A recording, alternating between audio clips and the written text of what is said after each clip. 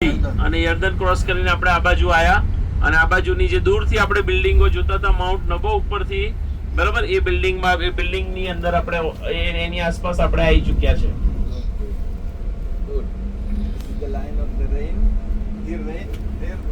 Right, આ line એ વરસાદની line છે. આ બાજુની સાઈડે પુષ્કળ વરસાદ પડે છે કારણ કે વાદળાઓ અહીંયા આવીને પુષ્કળ વરસાદ ઠાલવી જાય છે. પણ આ બાજુની સાઈડ તમે જુઓ તો આ બાજુ સમરૂનમાં વરસાદ પડતો નથી. એટલે આ બાજુ તમે ઉનાળામાં આવો તો આ બધું બંજર દેખાય, આ બાજુ તમને ગ્રીનરી જ ગ્રીનરી દેખાય. લેફ્ટ સાઈડે ઓગસ્ટા વિક્ટોરિયા હોસ્પિટલ અને ચર્ચ બંને તમારી પાછળ જઈ રહ્યું છે. કેમ એ અગત્યનું છે આપણા માટે? Indian troop who fought here in 1914. 1914 ની અંદર પ્રથમ વિશ્વ યુદ્ધ વખતે જ્યારે ઇન્ડિયન ની જે ટ્રુપ જે કહીએ આપણે બટાલિયન કહીએ કે જે બ્રિટિશ આર્મીના અંડરમાં હતી, રાઈટ, એ અહીંયા હતી અથવા અહીંયા એ લોકો સેવામાં હતા. Just to say thank you Indian that you save us from the Islam hands. Right, ભાઈ આપણને થેન્ક યુ કહે છે કે તમારા લોકોએ અમને એ જે ઇસ્લામ નું જે ત્યારનું સામ્રાજ્ય હતું ને જે વોર ચાલતું હતું એની અંદરથી અમારા લોકોને બચાવ્યા હતા, એટલે આપણને થેન્ક યુ કહે છે. This is why we like Ichikdana, Mera Juta, Murmurkena, Tumse Acha. Once again. Friends, the reason that we like the Indian very much is because 100 years back in 1918 Indian troop released Israel from hand of Ottoman Islam and bring us back the independence for British and Jewish as well. This is the reason that we like you very much, not because of Ichikdana, Merajuta, Tumse Acha, Murmurkena. Okay? I hope that we have singer in the bus. Yeah, we'll see.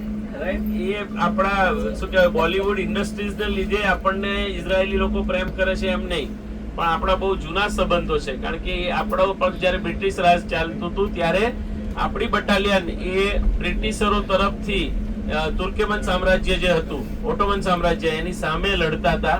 Right, અને એટલે એમાં યહૂદીઓનો ઘણા ખરાનો બચાવ એના લીધે થયો હતો. એના માટે એ આપણને થેન્ક યુ કહે છે. એટલે એ જે ગીતો ગાય છે એના દ્વારા એ બોલિવૂડ ને પ્રદર્શિત કરે છે અથવા બોલિવૂડ માટે કહે છે કે એ બોલિવૂડના ગીતોને લીધે અમે તમને પ્રેમ કરીએ છીએ અથવા આપણી મિત્રતા છે એમ નહીં, પણ આપણા બહુ જૂના સંબંધો છે એમ. The neighborhood that we are here, it's Jordanian neighborhood that conquered in 1967.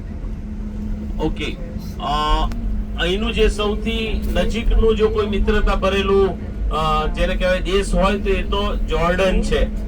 Right, કે જે જોર્ડન પહેલા અહીંયા સુધી રાજ કરતા હતા. ક્યાં સુધી?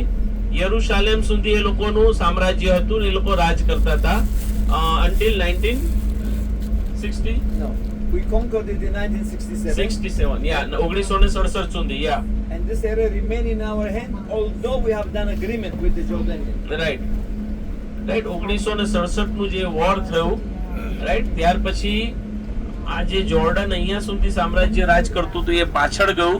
કેમ? કારણ કે એ લોકો હારી ગયા, એના લીધે એ લોકો પાછળ ખસ્યા અને છેક બોર્ડર સુધી, યર્દનની નદી સુધી, જ્યાંથી આપણે સવારે બોર્ડર ક્રોસ કરી હતી, બરાબર, ત્યાં સુધી પેલેસ્ટાઇનનું અને ઇઝરાયલનું સામ્રાજ્ય.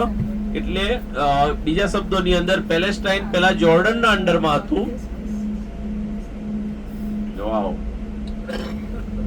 રાઈટ, પણ પેલેસ્ટાઇન ઉપર કેપ્ચર કર્યું 1967 ના વોર ની અંદર, અને એટલે પછી ઇઝરાયલની બોર્ડર છેક યર્દનની નદી સુધીની થઈ ગઈ.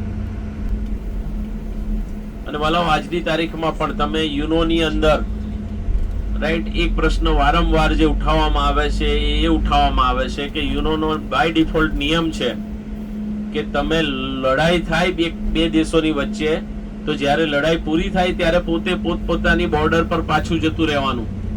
યાદ છે, ઇન્દિરા ગાંધી છેક પાકિસ્તાનની અંદર લાહોર સુધી ઘૂસી ગઈ આપણી આર્મી, બરાબર, પણ પછી જ્યારે સંધિ થઈ, કોમ્પ્રોમાઇઝ થયું, યુદ્ધ રોકાઈ ગયું, તો આપણે આપણી બોર્ડરે પાછું ફરી જવું પડ્યું.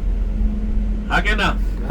રાઈટ, પણ ઇઝરાયલે 1967 નું વોર કર્યું, ત્યાર પછી એને ગોલાન હાઇટ્સ, ઓકે, પેલેસ્ટાઇન ઉપરનો કબજો અને યરુશાલેમનો ઉપરનો કબજો આજ દિન સુધી એને પાછો આપ્યો નથી.